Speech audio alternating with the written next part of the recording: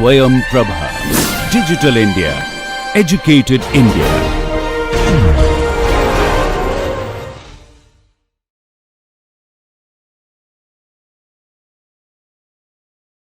Hello, welcome to another lecture, lecture 14.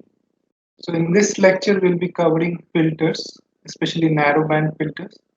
So in microwave theory, filters can be broadly classified into two groups. One is what are known as narrowband filters, and the other is the broadband filters. So broadband filters refers to the synthesis technique, like we designed Butterworth or Chebyshev filters while discussing lumped element circuits. So we have an equivalent of that for microwave theory also, but that is beyond the scope of this course. Now, microwave components like transmission line, open stubs, and shorted lines, as you saw, they are more like resonators rather than individual inductors or capacitors. So they are more like a combination of inductors and capacitors, as you have seen, right? I mean, for example, open stub can act as an open circuit at certain frequency. It can also act as a stub, short circuit for certain frequency. So you see, because of this inherent nature of microwave components to act as a resonator, these narrowband filters are based on the resonators. So, in the first part, we shall be of this lecture, that is part one, we shall be discussing about resonators, the various properties of a resonator. So, let's start. So, what is a resonator? So, a simple resonator, for example, is like this, right?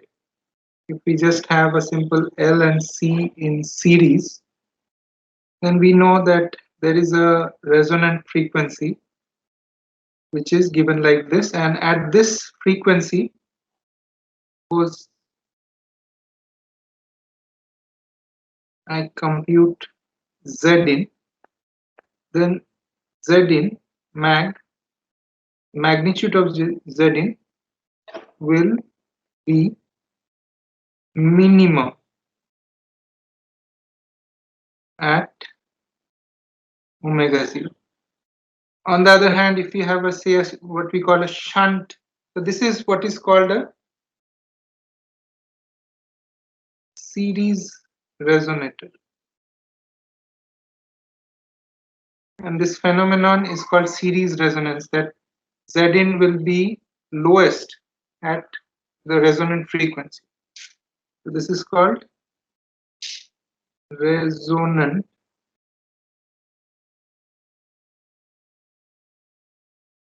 frequency.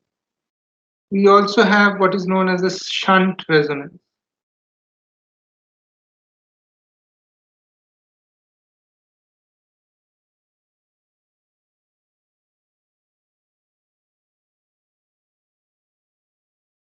So here, magnitude of Z in is maximum at omega 0 given by. So this is the main difference between shunt and series resonance. So at shunt resonance, for shunt resonance, we have the input impedance of the resonator becomes very high at resonance, whereas for a series resonator, this one, the input impedance becomes very low. Okay, so this is shunt resonance, this is series resonance.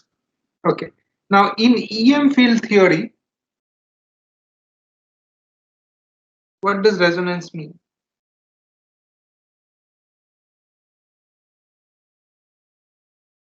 So that is the first concept about resonance. When I say resonance, it means that a circuit or a device has the ability to store a large and equal amounts of electrical and magnetic energy. So, for example, the electrical energy is stored in the capacitors, whereas the magnetic energy is stored in the inductors. Okay? And both should have the ability to store energy, number one, and the energy stored ability to store the energy in the inductor and capacitor should be the same. So that's the ability, not that they have to at any time, every moment of time they have to store the same energy, but they should have the ability to store the same amount of energy. So because this thing happens only at a particular this phenomenon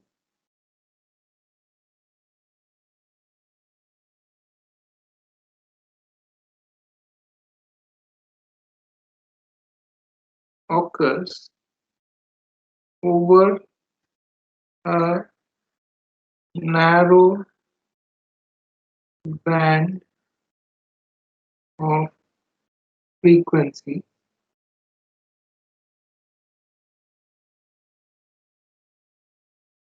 we can have, so even though this is an electromagnetic phenomenon, we can have a circuit model for such devices or circuits.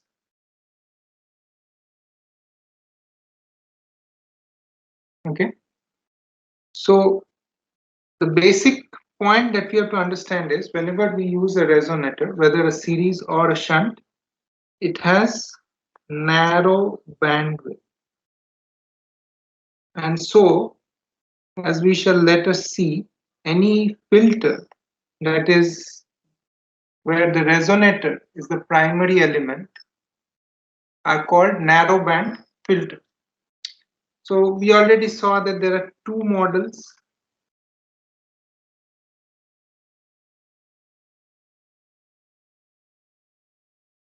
So let us first start by the series RLC circuit resonator. So you might ask me, why do I need to discuss any further about series RLC resonator when I have already discussed here, isn't it? Here. But here what we have discussed in this circuit, here we have only discussed what happens at the resonant frequency. But let us now try to see what happens at frequencies which are not exactly the resonant frequency, but maybe at a slight offset from the resonant frequency.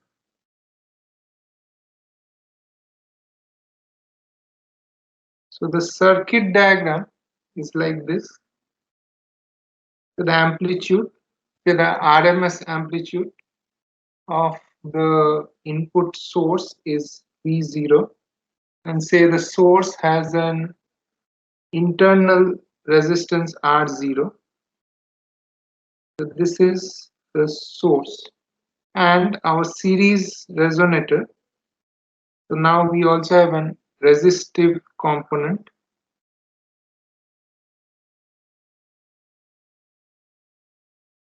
So the ZT is given by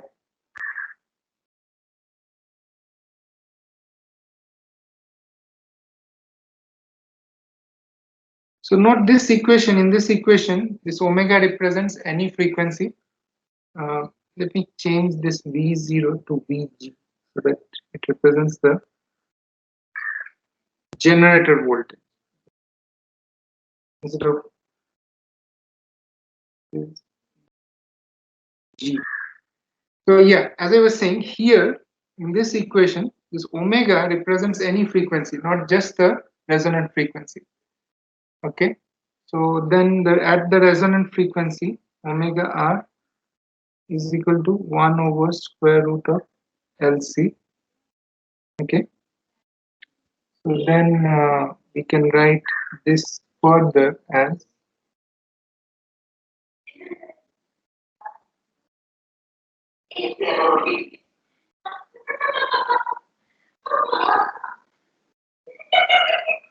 now here RT is given by, now what is this quantity 1 upon omega RC?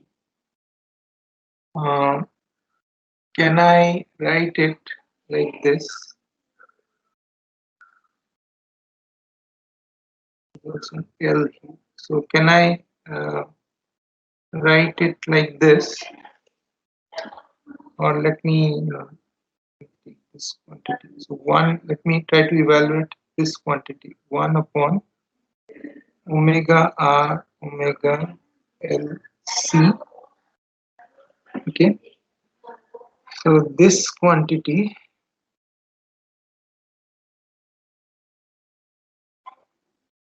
this quantity 1 upon LC we know is equal to omega R whole square. So then this whole quantity is equal to omega R omega. So then I can simplify this equation as, so now here are some terms we define with a resonator. One is so before going to this term, so this is the final expression for the input, the total input impedance ZT. Okay, so this total input impedance ZT, this one.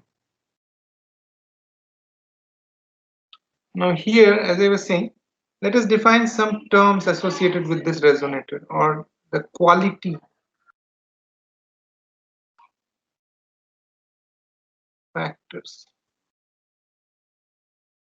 So quality factors represent how sharp the response of this resonator is. So ideally, if there is no resistance present, then the response will be very sharp. You will have just one frequency at which resonance occurs. As the value of the resistive part associated with the resonator increases, the quality of the resonator goes on decreasing, and the what we call the fractional bandwidth of the resonator increases. So we shall study later on what are these, what is meant by fractional bandwidth. It is somewhat related to the concept of the fractional bandwidth that I had discussed in lecture 11, impedance matching network. So first, let us define this quality factor term. There are three types of quality factors that you can define. First is what is known as unloaded Q. So unloaded Q is the quality factor associated only with the resonator. That is when it is not connected with any other external load. So here R0 is an external load to this resistor. So R0 will not be taken into consideration when we compute QU. So QU is given by omega R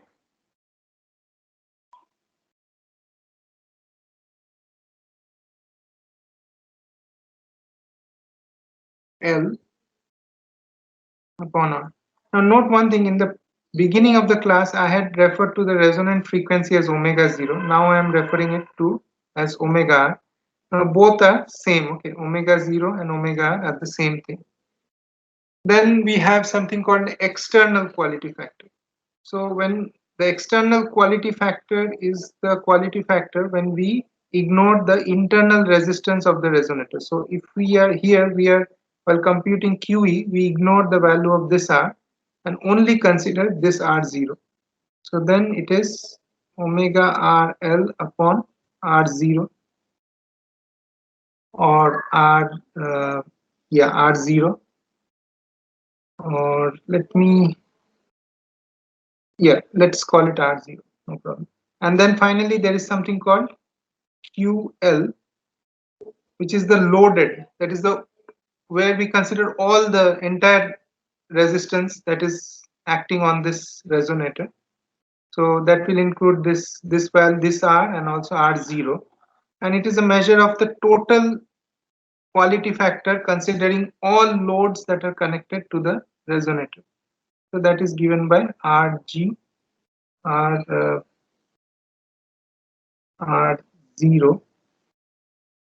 plus RL. Okay. So from these relations, we can easily find out the relations that exist between these three quality factors. So we can straight away write it like this. And as we shall see, even for the shunt resonator, this relationship will hold. Okay.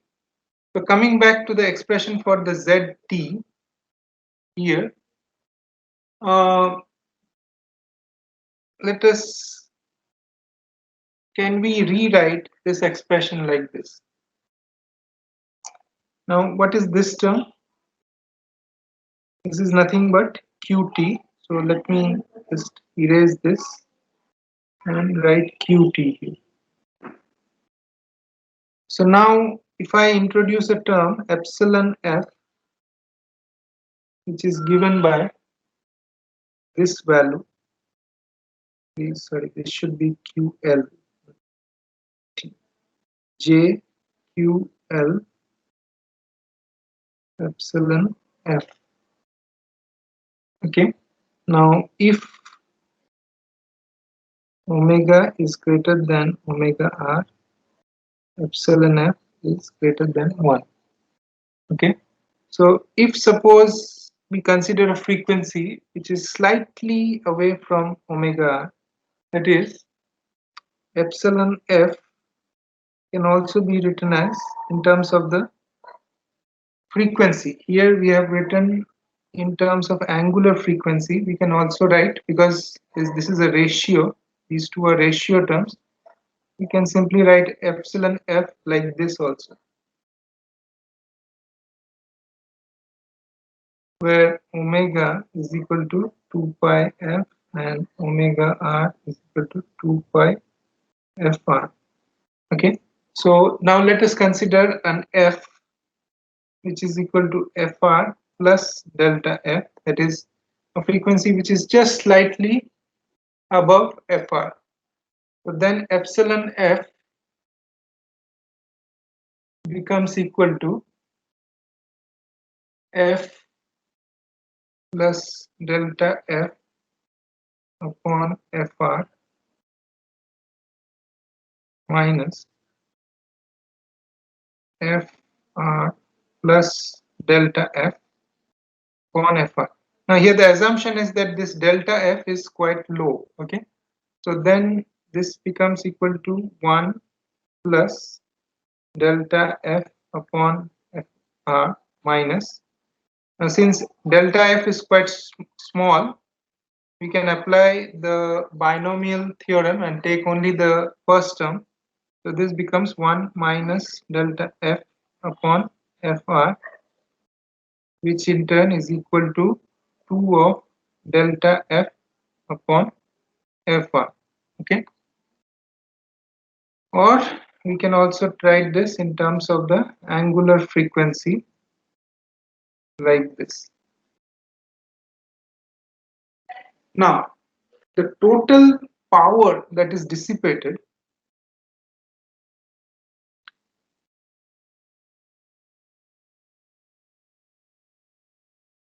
so the total power that is dissipated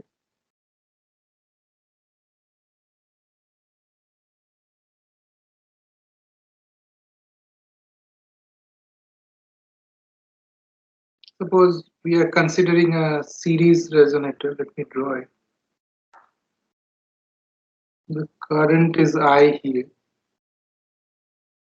Then the power that is dissipated, okay,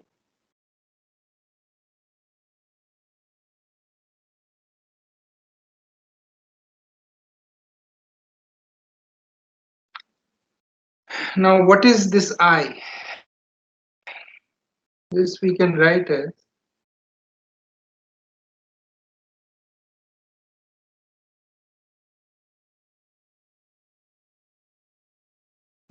this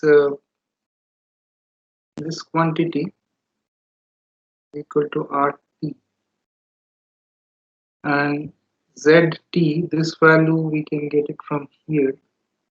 So then this becomes equal to, recall that I have previously stated that Vg is the RMS value.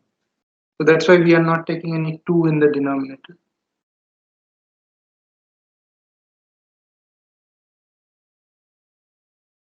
So this is the value of the total power that is dissipated is given by this value.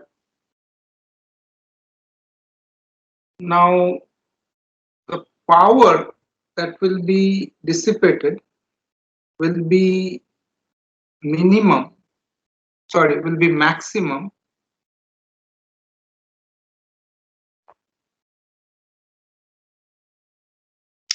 because see here the only factor that that varies with frequency is this quantity epsilon f. So when if you want to characterize the frequency at which maximum value of P DISS occurs, then that happens when this condition is satisfied. Okay, so now this also agrees with the frequency at which the ZT is minimum. If we go to the expression for ZT, this one, then we see that ZT magnitude is minimum when epsilon f equal to 0, isn't it? Because ZT magnitude is given by, or if I just take the square,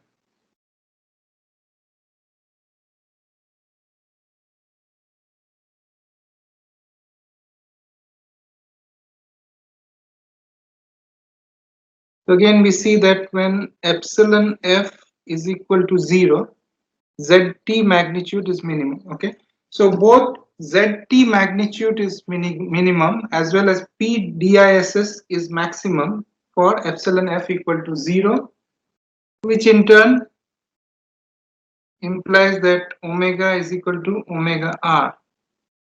When epsilon f is equal to 0, we have omega equal to omega r, and this is where we go back to the concept that I was introducing at the beginning of this part, that at the resonant frequency, power dissipation, the input impedance is minimum, or I should say, to be more correct, the magnitude of the input impedance is minimum, and also the, as we just saw, that P DISS is maximum.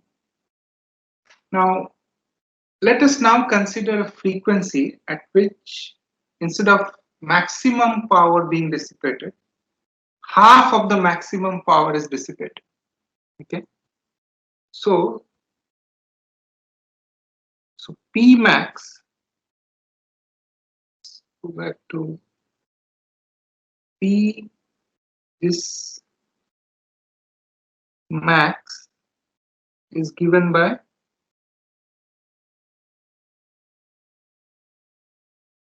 okay, so this power dissipated will be equal to,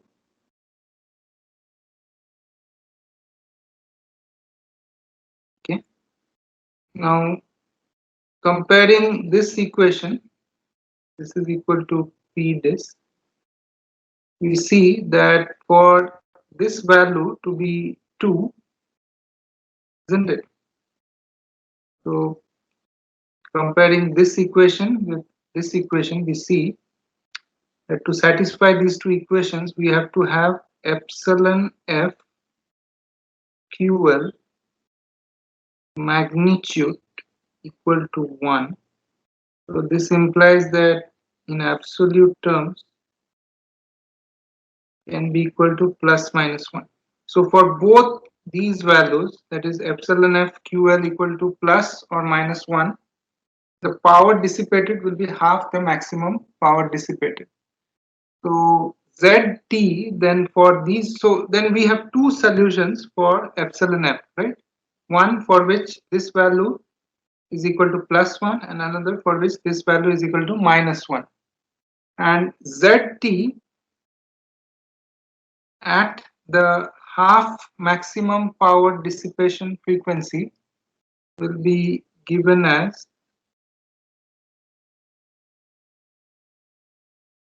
this. Okay. Now recall that we had obtained an expression for epsilon f as like this, right?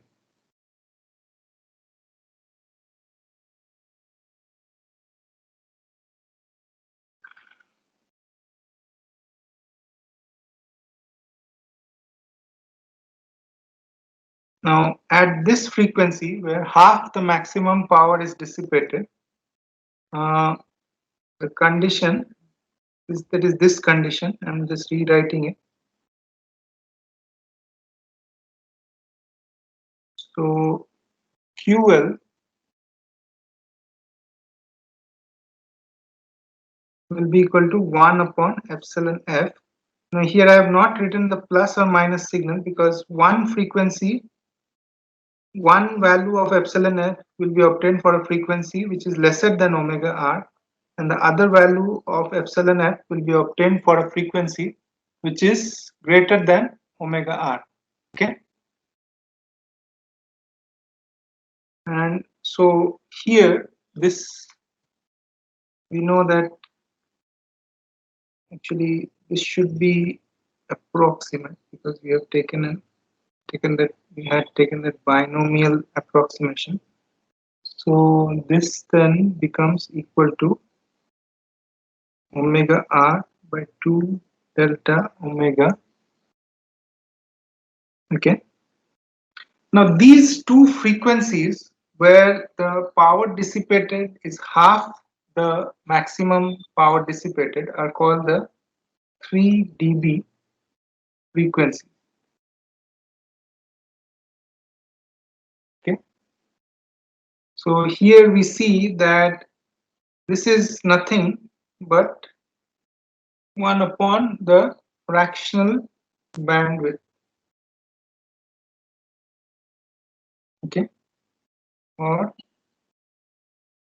this fractional bandwidth is sometimes represented by this capital delta sign.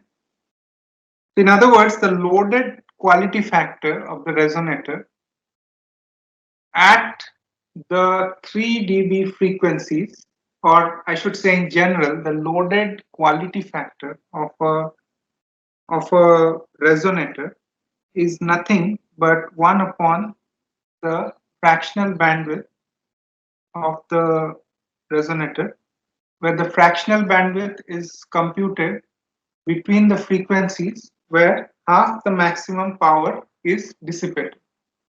Okay.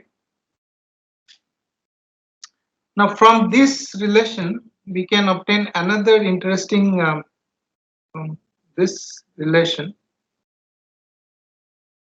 We can obtain another interesting property that since QL epsilon f, so we have QL epsilon f1 say equal to 1, and we have QL epsilon f2 equal to -1.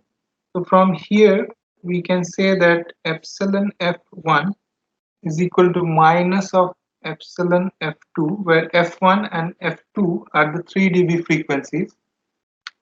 And I leave it as an exercise for you. From this we can obtain a relationship.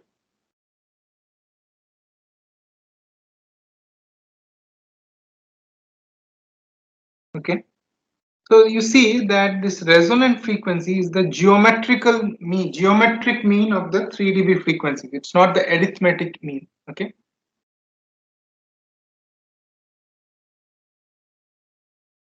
Now coming back again to the definition of the quality factor.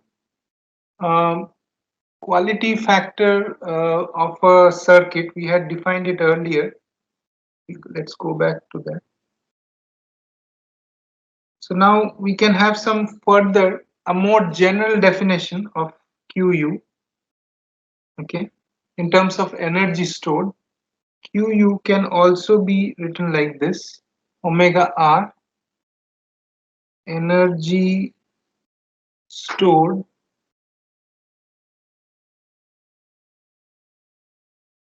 in, or QE can be written like this: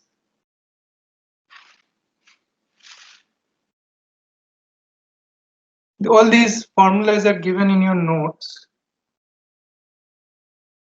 So this is simply another way of stating the Q factor. So, so for any resonator, the total complex power, that is the energy powers, the energy stored first plus the power lost, can be given like this.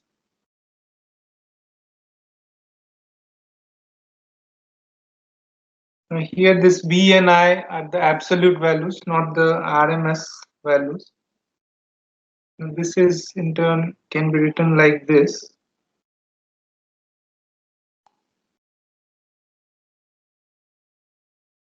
So here PL is the power lost. Okay, it's the real power lost.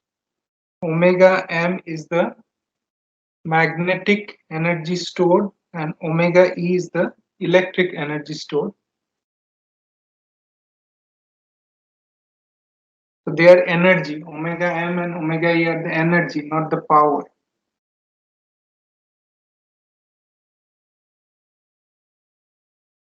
This relationship comes from electromagnetic theory. Those of you who have taken E301 must be familiar with this relationship.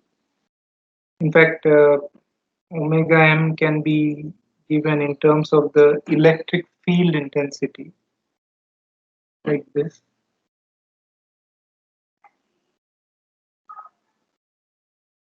Now, applying this formula to our series resonator,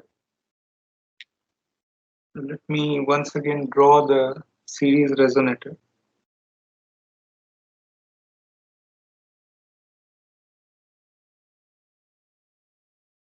Now, this WE is the energy stored in this capacitor, and Wm is the energy stored in this inductor. Okay, now the expressions for We and Wm can be given as like this.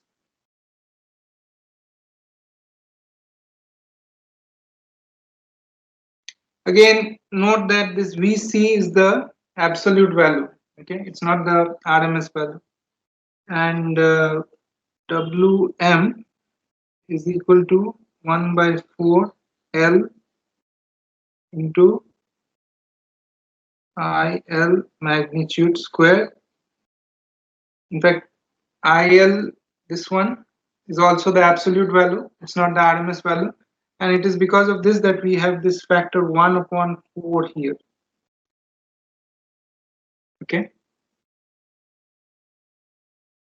Now recall that at resonance, the total energy storage capability of the inductor and the capacitor should be same, isn't it? That's the condition. Recall I said that it's not just energy storage, but also the total energy storage capability of the of total magnetic and electric energy storage capability of the circuit should be same at resonance. So then if that is the case, uh, so at resonance we have omega E equal to omega M,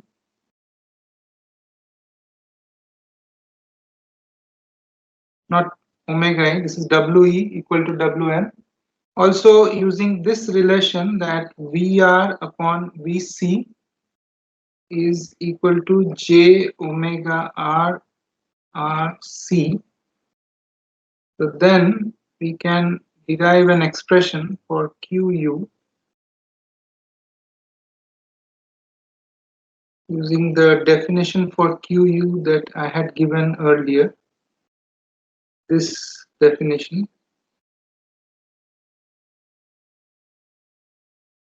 Qu is the energy stored in the resonant circuit upon power loss in the resonant circuit. So then Q, what is the energy loss? So there's a omega R here.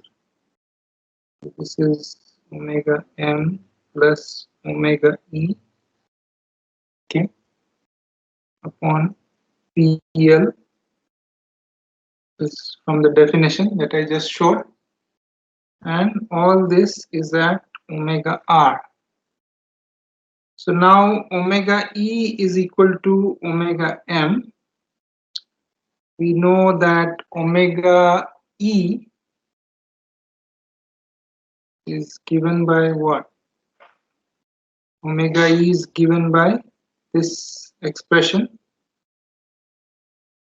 So omega M is also equal to omega E. So the numerator will simply be equal to 2 into 1 by 4 C VC magnitude square.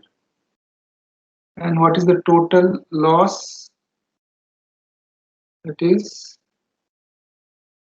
so here PL is just within the resonant circuit. Okay, that's why it is QU, isn't it? QU, the denominator implies the loss within the resonant circuit. So that is equal to nothing but the loss in this resistance only. And that comes out to be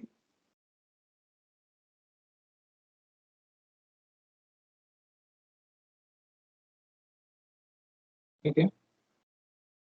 Then we have some cancellations.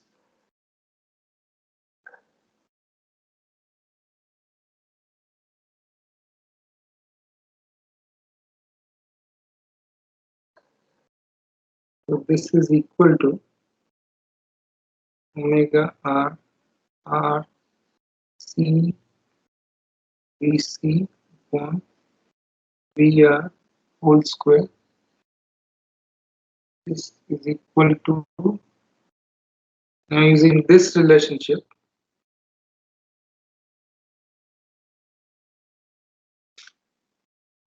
finally get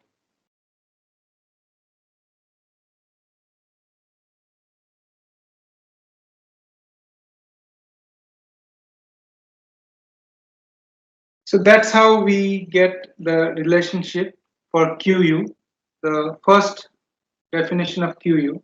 You see, using this new definition in terms of energy stored and power lost, we get the same expression for QU as what we had stated earlier.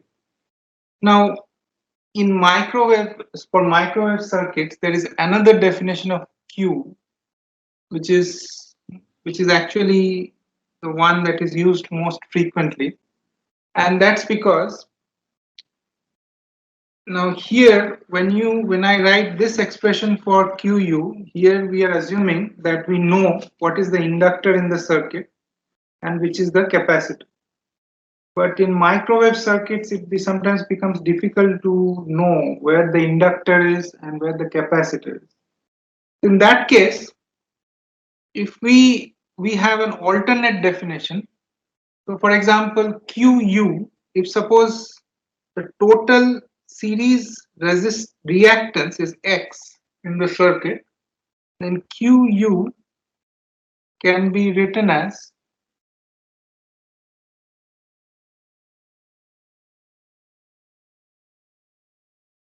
or this quantity can be replaced by RT. To see that this relationship is indeed applicable, this new definition is applicable to our series resonator. Let us just try to find out. So for the series resonator, X is given by omega L minus 1 upon omega C, okay. Dx upon d omega is equal to L plus 1 upon omega square C, okay. Now dx upon d omega at omega r is given by L plus 1 upon LC into C. So that is equal to 2 of L. Okay. Now the definition for QU, this one, we go back. If we use this definition, then we have QU is equal to omega r upon 2 capital R dx upon d omega at omega r, which is equal to omega r upon 2r into 2l, and which is equal to omega r l upon r, and which is the same definition that we have got for the same expression that we have got for the previous two definitions of Q factor. Um, so, so with that, we come to an end to this part. In your notes, I have also included the description for shunt resonance. I want you to go through that entire description about shunt RLC resonator circuit. It is the dual of every expression that we have obtained here. The dual will be obtained there. So instead of series resistance, inductance, and capacitors, we'll have shunt conductance, inductors, and capacitors. I want you to go through those derivations. It's very similar to what we just saw. Okay, so in the next part of this lecture, we'll start with actual practical implementation of resonators using transmission lines. Thank you. Hello, welcome to part 2 of lecture 14. So in the previous part, we covered the basics of a resonator. In this part, we are going to actually discuss a resonator circuit using transmission lines, open stub, and short stubs. So here in this part, we are going to discuss some practical distributed circuit based resonator. So let's start. So as I was saying, a transmission line itself can be used as a resonator. So let us first start with a shorted transmission line. So a shorted stub is like this.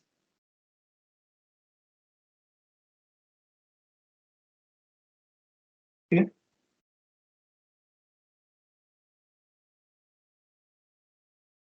Certain electrical length theta. Okay. It has a input impedance Zin.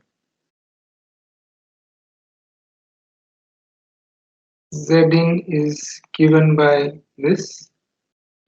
So this we had discussed earlier. Okay. And then beta L is equal to 2 pi upon lambda L. Now suppose this transmission line is say lambda 0 upon 4 long at a certain frequency f0. F0 at this, so the wavelength at the frequency f0 is lambda 0, and say this transmission line is lambda 0 upon 4 long, so it is a quarter wave transformer for this frequency f0. Okay, so then this is equal to, okay, so then we can write Zin as equal to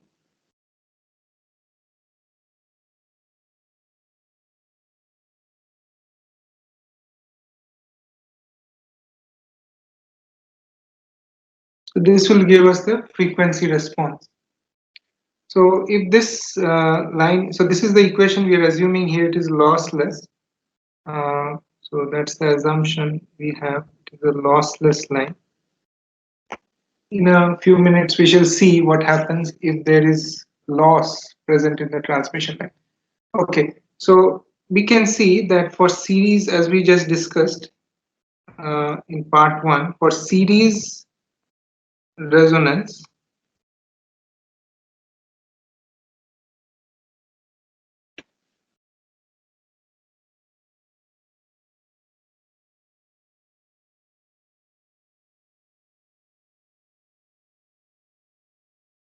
Zin must be equal to 0 for shunt resonance.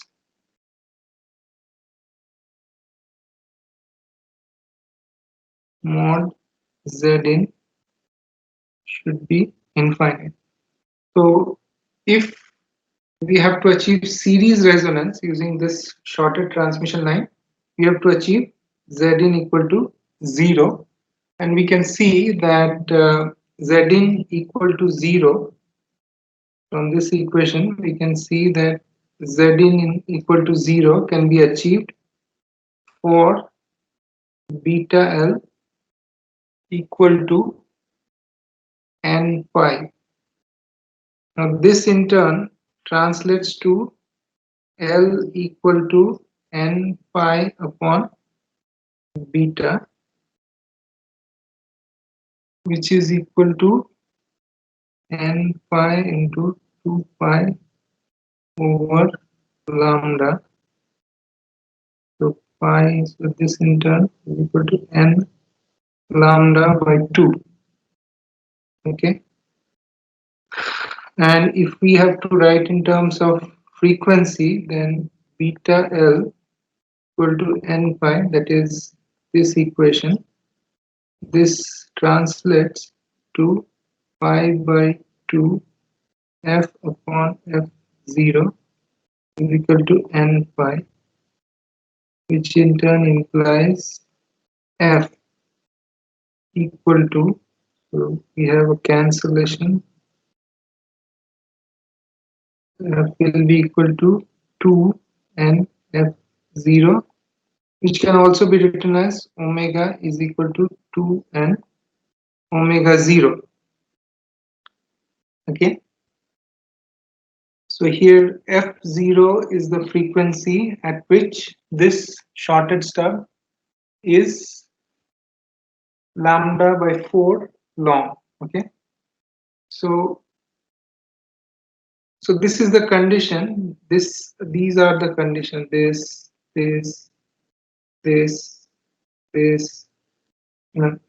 or this. All these are conditions for series resonance. So for shunt resonance, we just saw that the condition is this one.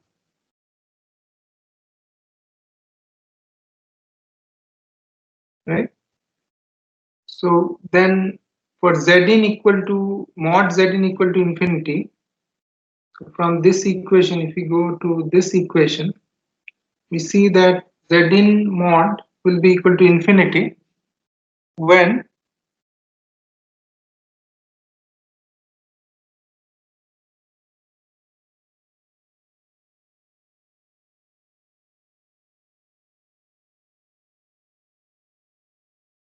for beta L is equal to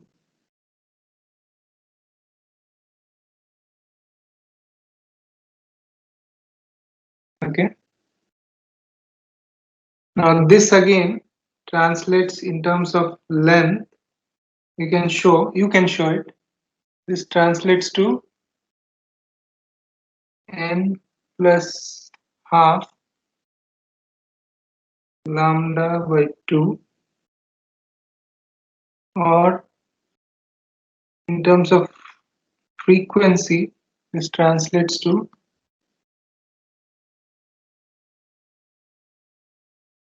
like this. So we can show this graphically. So for a shorted stub, let's try to draw it.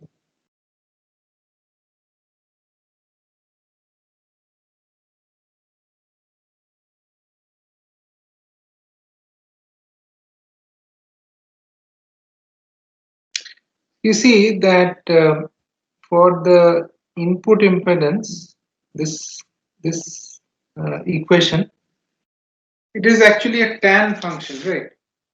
So tan function is 0 when the argument is 0, and when the argument is pi by 2, it is infinity when the argument is minus pi by 2, it is minus infinity. So then using this simple uh, concept in mind, we can draw, let me label it.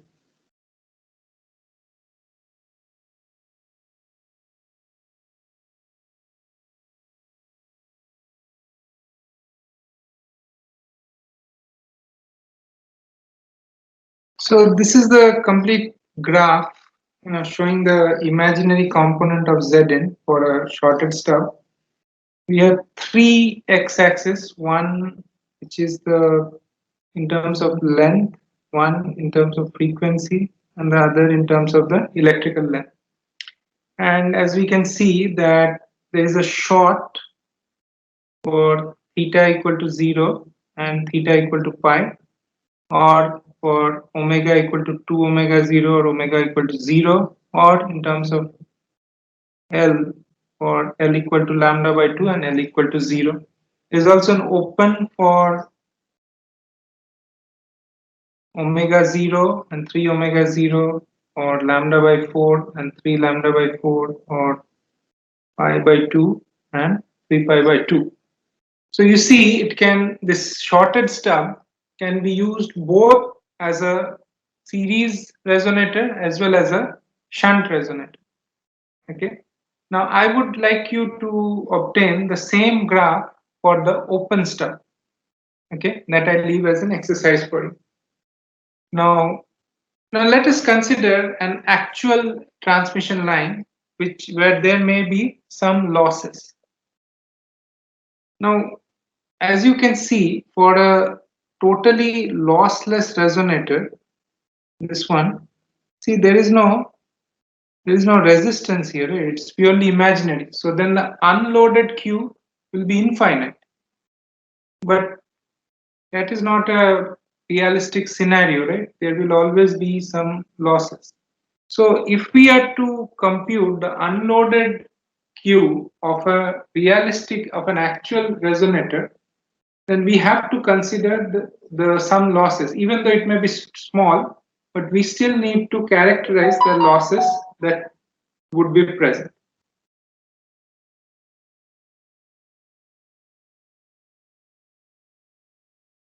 So let us see how a practical transmission line resonator would be.